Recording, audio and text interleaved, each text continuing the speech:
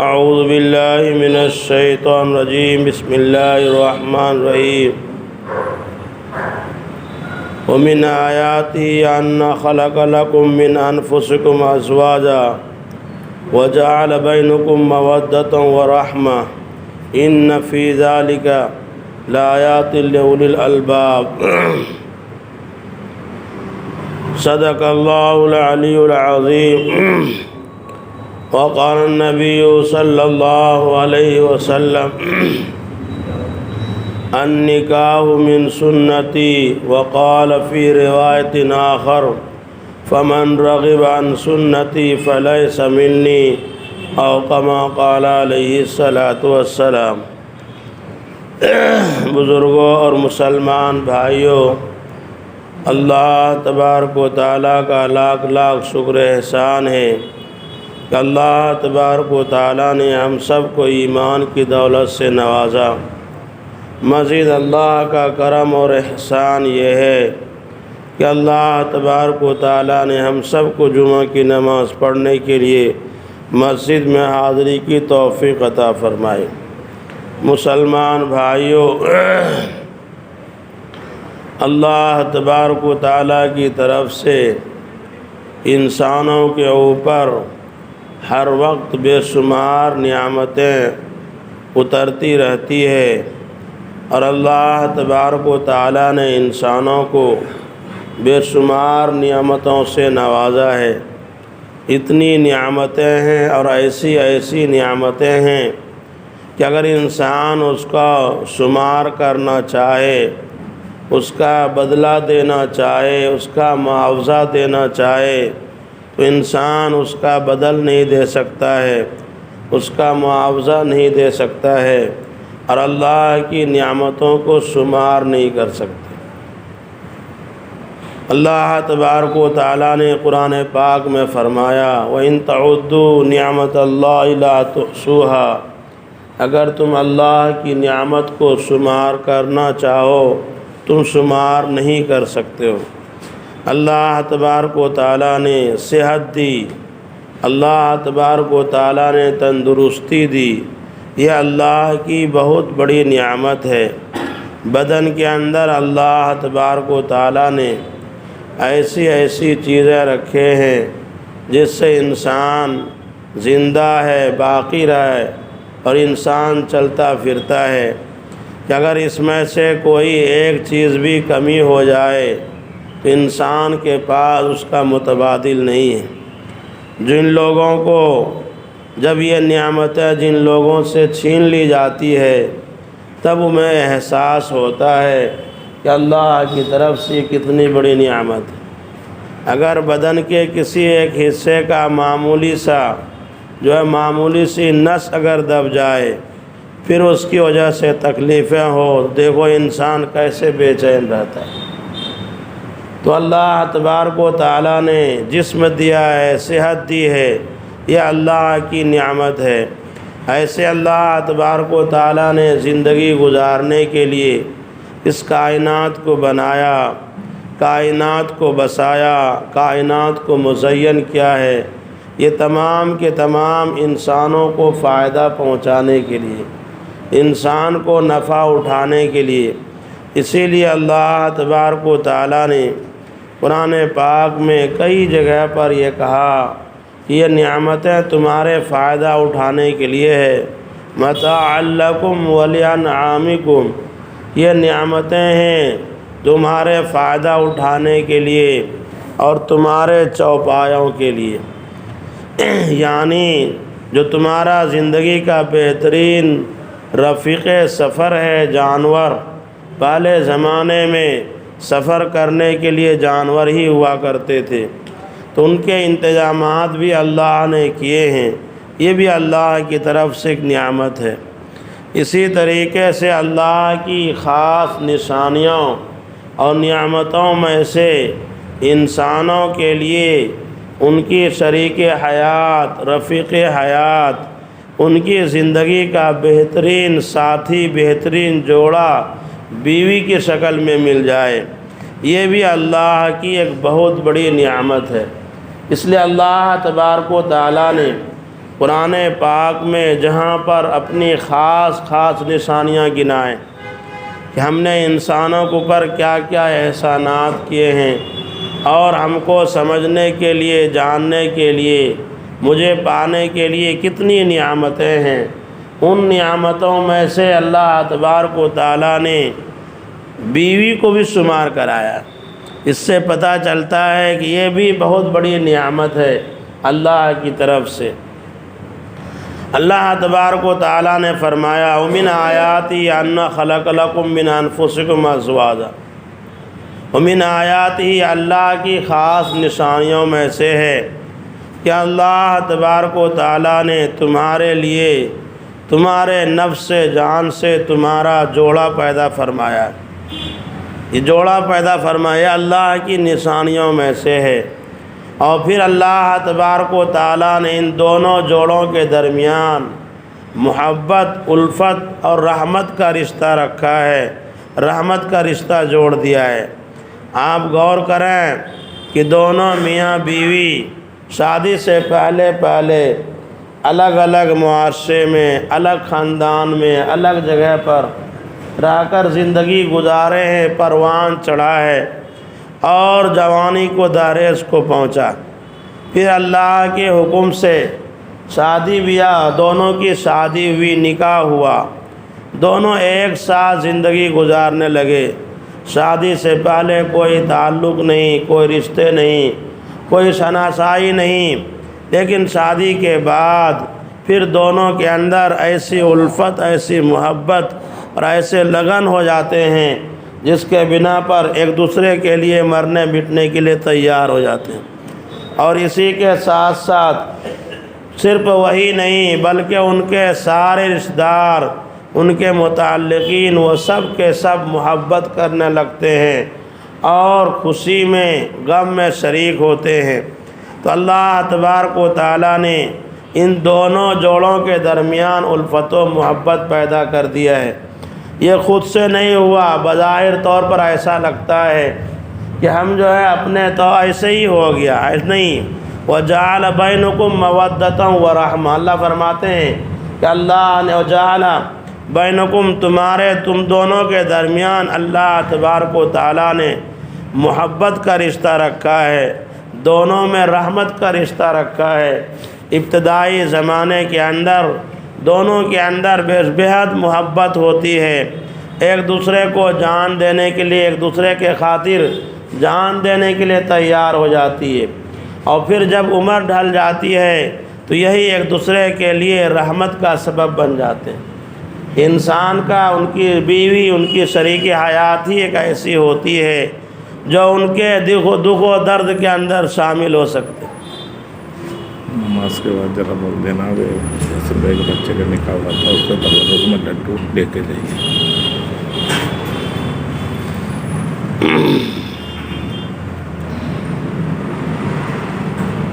انسان کے اوپر جب حالات آتے ہیں، بڑھاپے کی عمر میں خاص طور سے، ادھیڑ عمر ہو جانے کے بعد، تو بسا اوقات ایسا ہوتا ہے کہ انسان کے سارے رشتہ دار ہیں لیکن اس کے دکھ و درد میں اتنا شریک نہیں ہو سکتے جتنا کہ بیوی شریک حیات جتنا شریک ہو سکتی ہے۔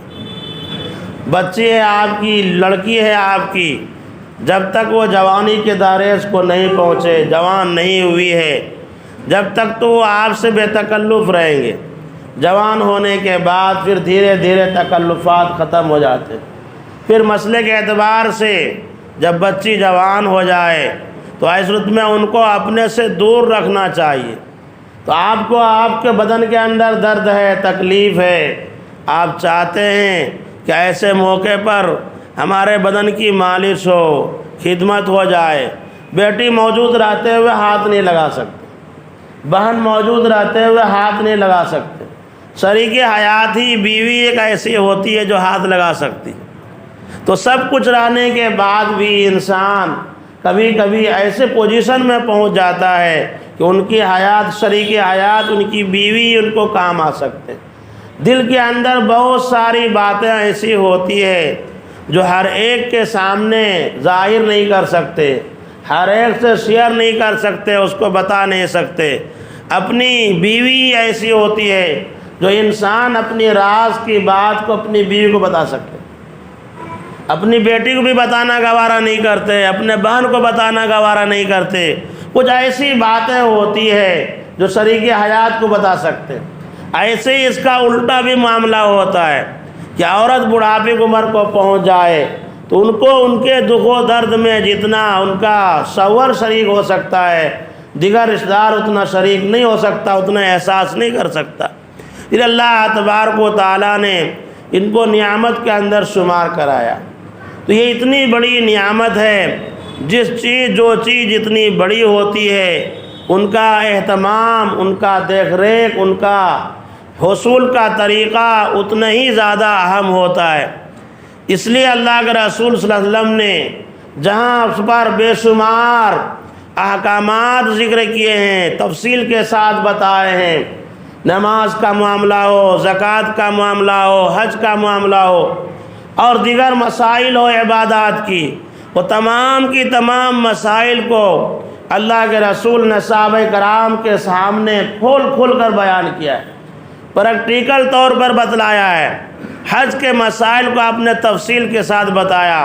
آپ نے ایک ہی حج کیے، حج کے دوران کہا تھا کہ لوگوں اچھے طریقے سے حج کے طریقہ مسائل سیکھ لو، ہو سکتا ہے کہ آئندہ سال ہماری تمہاری ملاقات یہاں پر نہ ہو، یہ آخری ملاقات ہو۔ اللہ کے رسول نے تفصیل کے ساتھ بتایا۔ اسی طریقے سے نکاح کا معاملہ ہے، ان نکاح کے معاملے کو بھی اللہ کے رسول صلی اللہ علیہ وسلم نے ابتدا سے لے کر انتہا تک سارے مسائل کو بیان کیا ہے اور پریکٹیکل طور پر بھی کر کے بتایا۔ صحابہ کرام نے بتایا، کوئی مسائل خالی نہیں چھوڑے ہیں۔ آج ضرورت اس بات کی ہے کہ ان طریقوں کو، ان چیزوں کو سیکھا جائے، ان کو اپنایا جائے، ان کو اپنی زندگی کا حصہ بنایا جائے۔ مسلمان بھائیوں، آپ حضرات کو معلوم ہے کہ شادی بیاہ کا معاملات شروع ہوتے ہیں دیکھ ریکھ سے، کہ جب بچہ جوان ہو جاتا ہے، دیکھیے یہ انسان کی فطرت میں داخل ہے نکاح کرنا۔ جیسے کھانا ہے، پینا ہے، انسان بغیر کھائے پیے زندہ نہیں رہ سکتا ہے۔ انسان کو ہوا کی ضرورت ہے، پانی کی ضرورت ہے، کھانے کی ضرورت ہے، روشنی کی ضرورت ہے۔ ایسے ہی انسان کے اندر اللہ تبارک و تعالیٰ نے قوت رکھی ہے۔ ایک عمر پر پہنچنے کے بعد ان کو اس قوت کے تقاضے کی وجہ سے انسانی فطرت کے ناطے انسان کو شادی کرنے کی ضرورت پڑتی، اور شریعت کے اندر، اسلام کے اندر شادی کی ترغیب دیے ہیں، شادی کرنے کی ترغیب دیے گئے ہیں، اور شادی نہ کرنے والوں کو ناپسند کیا ہے، شادی نہ کرنے والوں کو ناپسند کیا ہے۔ تنہا کی زندگی گزارنا، بغیر جوڑے کی زندگی گزارنا، اس کو شریعت میں پسند نہیں کیا۔ لا رہبانیت فی الاسلام، اللہ کے رسول نے فرمایا کہ تنہا زندگی گزارنا، کسی سے کوئی تعلق نہ ہو، اگرچہ بڑی بڑی عبادت کر رہا ہو، بڑے بڑے تسبیحات پڑھ رہا ہو، کہا یہ طور طریقہ نہیں اسلام کا، رہبانیت کا اس کا کوئی جگہ نہیں اسلام کے اندر۔ بہت سارے صحابہ کرام نے آپ صلی اللہ علیہ وسلم سے درخواست کی حالات کے پیش نظر کہ آپ اجازت دیں، ہم کچھ ایسے دوا استعمال کر لیں، ایسا طریقہ اختیار کر لیں جس سے ہمیں شادی کی ضرورت نہ پڑے، تاکہ ہم یکسوئی ہو کر اللہ کی عبادت کر سکیں، دین کی خدمت کر سکیں، اللہ کے راستے میں جہاد کر سکیں، یہ تقاضے ختم ہو جائے تو ہم جو یکسوئی ہو کر اللہ کی دین کی ہم خدمت کر سکتے۔ اللہ کے رسول نے اس کی اجازت نہیں دی، بلکہ آپ ناراض ہوئے۔ اسے اللہ کے رسول نے فرمایا النکاح من سنتی، کہ نکاح میری سنت ہے، جیسے نماز ہے، روزہ ہے، حج ہے، زکوٰۃ ہے، جیسے یہ طریقے، یہ چیزیں ہیں، یہ میری سنت ہے، ایسے ہی نکاح کرنا یہ بھی میری سنت ہے، اور یہ انبیاء علیہم السلام کی سنت رہی ہے۔ تمام انبیاء نے شادی کی ہیں سوائے حضرت یحییٰ کے۔ حضرت یحییٰ علیہ السلام نے شادی نہیں کی، ایک نبی نے صرف، باقی سارے نبیوں کی شادی ہوئی۔ تو اللہ کے رسول نے فرمایا کہ نکاح کرنا، شادی کرنا یہ میری سنت ہے۔ اور دوسری روایت میں فرمایا کہ جو شخص اس کو تحقیر سمجھ کر، حقیر سمجھ کر، معمولی سمجھ کر اس سے بے رغبتی اختیار کرے گا، اس کو اہتمام نہیں کرے گا، اس کا التزام نہیں کرے گا، فلیس منی، اس کا مجھ سے کوئی تعلق نہیں ہے، میرا اس سے کوئی تعلق نہیں ہے۔ فمن رغب عن سنتی فلیس منی، جس نے میرے سنت سے اعراض کیا اس کا مجھ سے کوئی تعلق نہیں۔ اس کی شروعات ہوتی ہے دیکھ ریکھ سے۔ جب لڑکا لڑکی دونوں جوان ہو جائے تو ایسے موقع پر والدین، ماں باپ لڑکی کی تلاش، لڑکے کی تلاش شروع کرتے ہیں۔ شریعت نے، اللہ کے رسول نے یہاں پر رہنمائی کیا ہے، کیا کرنا چاہیے، کیا دیکھنا چاہیے۔ دونوں فریق کو، لڑکے والوں کو بھی، لڑکی والوں کو بھی، دونوں کو اجازت دی، دونوں کو مشورہ دیا اللہ کے رسول نے۔ کیا فرمایا؟ دیکھیے، پہل یہ کیا جاتا ہے، لڑکوں والوں کی طرف سے پہل ہوتی ہے شروع کے اندر۔ اللہ کے رسول نے فرمایا تنکح المرأۃ لأربعین، لمالها ولجمالها ولحسبها ولدینها فاظفر بذات الدین تربت یداک۔ اللہ کے رسول نے فرمایا عام طور سے لڑکیوں سے جو شادی کیے جاتے ہیں اس کے اندر لوگ 4 چیزوں کو مد نظر رکھتے ہیں، 4 چیزوں کو، جس کی جیسی ہوتی ہے سوچ، جیسے معاشرہ ہوتا ہے، ان کا خاندان، ان کا گھریلو معاملہ ہوتا ہے، اس کے اعتبار سے انسان اپنی چوائس کرتا ہے۔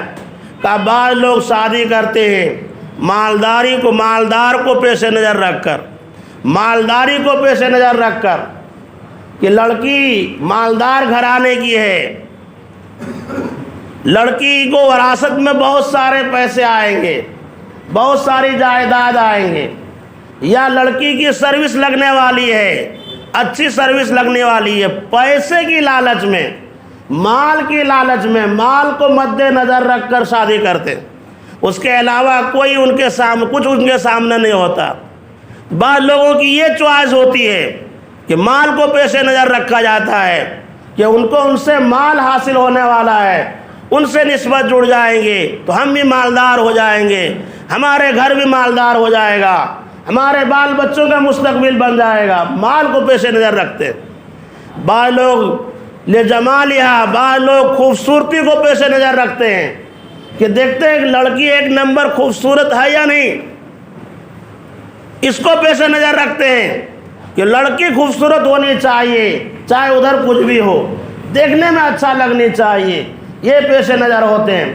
بعض لوگوں کے ہوتے ہیں لحسبها، بعض لوگ حسب نسب کو دیکھتے ہیں، ان کے ماں باپ کا حسب نسب کیسا ہے، خاندان کیسا ہے، مشہور ہے، نامور ہے، معاشرے کے اندر اس کی عزت ہے، لوگوں میں مقبولیت ہے، حسب نسب کو دیکھ کر بڑے گھرانے کی بیٹی ہے، بڑے گھرانے کی بیٹی ہے، اس بنا پر اس کے ساتھ رشتہ کرنا چاہتے۔ اور بعض لوگ کرتے ہیں لدینہا، کہ لڑکی کی دینداری کو پیش نظر رکھتے ہیں، لڑکی کی دیندار، کہ لڑکی کے اندر دین ہے یا نہیں، شریعت ہے یا نہیں، اس کے اندر ایمان ہے یا نہیں، اس کو پیش نظر رکھا جاتا ہے۔ عام طور سے لوگوں کا یہ 4 چیزیں ہوتی ہیں معیار لڑکی کے انتخاب کرنے کی۔ اللہ کے رسول نے فرمایا فاظفر بذات الدین تربت یداک، لوگوں ان 4 چیزوں میں سے دین کو پیش نظر رکھو، دین کو مد نظر رکھو، دیکھو لڑکی کے اندر دینداری ہے یا نہیں، اس کے اندر دین کا شوق ذوق ہے یا نہیں، ان کے ماں باپ کے اندر دین کا شوق ذوق ہے کہ نہیں، ان کے گھر کے اندر، گھرانے کے اندر دین ہے یا نہیں، ان کو پیش نظر رکھو، تربت یداک، تم دنیا اور آخرت کے اندر کامیاب ہو جاؤ گے، تمہارے دونوں ہاتھ تر ہو جائیں گے۔ یہ آیت، یہ ترجمہ ہے کہ تمہارے دونوں ہاتھ تر ہو جائیں گے، یعنی دنیا میں بھی کامیاب رہو گے، آخرت میں بھی تمہیں کامیابی ملے گی۔ تو اللہ کے رسول نے لڑکے والوں کو مشورہ دیا کہ بھائی پیش اگر شادی کرنا چاہتے ہو اپنے بیٹے کی، اپنے بھائیوں کی اور رشتہ داروں کی، تو ایسے موقع پر لڑکی کا انتخاب کرنا چاہتے ہو تو دینداری کو پیش نظر رکھو۔ لڑکی والوں سے کہا گیا، اللہ کے رسول نے فرمایا اذا خطب احدکم من ترضون دینہ وخلقہ فزوجہ، کہ جب ایسے لڑکے کی طرف سے تمہارے پاس نکاح کا پیغام آئے جن کے اخلاق کردار سے تم خوش ہو، جن کے دینداری تم پسند کرتے ہو، یعنی اخلاق بھی اچھے ہیں، دیندار بھی ہیں، تو ایسی صورت میں اس کے ساتھ نکاح کر دو۔ اللہ کے رسول نے فرمایا نکاح کر دو، باقی آگے مت دیکھو، کہ دینداری ہونی چاہیے، اس کے اندر اخلاق کردار ہو، اخلاق کردار اچھے ہو ان کے۔ اور اللہ کے رسول نے آگے فرمایا کہ اگر تم نے نکاح نہیں کیا اور ٹال مٹول سے کام لیتے رہے، اس سے اور اچھا، اس سے اور اچھا، اس سے اور اچھا، اور مختلف چیزوں کو معیار بناتے رہے، اور دھیرے دھیرے کر کے تمہاری لڑکیوں کو عمر بڑھتی رہی، اللہ کے رسول نے فرمایا اگر تم نکاح نہیں کرو گے تو اس کے بعد زمین کے اندر بڑا فساد برپا ہوگا، بڑا فساد برپا ہوگا، معاشرہ خراب ہوگا، خاندان کے اندر بدنامیاں آئے گی، تمہاری بھی جو ہے نیک نامی ختم ہو سکتی ہے۔ اس لیے عمر ہوتے ہی ان کی شادی کر دو، اسی میں عافیت ہے۔